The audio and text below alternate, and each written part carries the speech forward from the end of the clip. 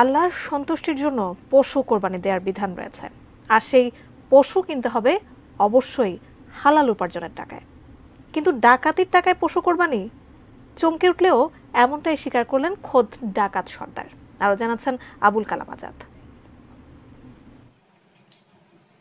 রাজধানীতে গরু বিক্রি করে ব্যাপারীদের একটি দল গত ১৬ জুন সন্ধ্যায় জামালপুর যাওয়ার জন্য বিমানবন্দর এলাকা থেকে বাসে ওঠেন। এরপরই বাসের দরজা লক করে দেয় হেলপার। আবদুল্লাপুর যাওয়ার আগেই ব্যাপারীদের কাছ থেকে ভাড়া চাওয়া হয়।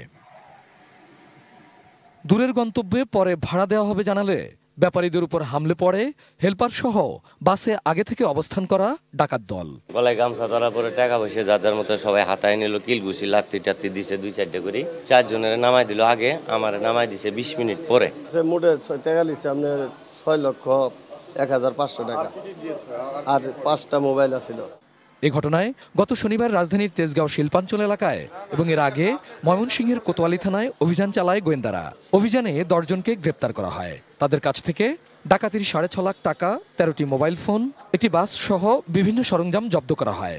এই ১০ জন ডাকাতের বিরুদ্ধে ঢাকা, গাজীপুর, ময়মনসিংহ বিভিন্ন এলাকাগুলিতে একাধিক মামলা রয়েছে, একাধিক ডাকাতের আসামি তারা। রোববার দুপুরে ঢাকা মহানগর গোয়েন্দা কার্যালয়ে এক সংবাদ সম্মেলনে জানানো হয়, তারা ২৫০টির মতো ডাকাতির ঘটনা ঘটিয়েছে বলে স্বীকার করেছে। লুটের টাকায় ডাকাত সর্দারদের গরু কোরবানি দেওয়ার কথাও জানান ঢাকা মহানগর গোয়েন্দা প্রধান। তারা এটাও স্বীকার করেছেন যে তারা যে টাকাগুলো ডাকাতি করেছেন, এই ডাকাতির টাকা দিয়ে বাদল ২,১০,০০০ টাকা দিয়ে একটা গরু কোরবানি দিয়েছেন, আর আরেকজন আছে তারেক ১,৭৫,০০০ টাকা দিয়ে একটা গরু কিনে কোরবানি দিয়েছেন। Abul Kalam Azad, ATN news, Dhaka.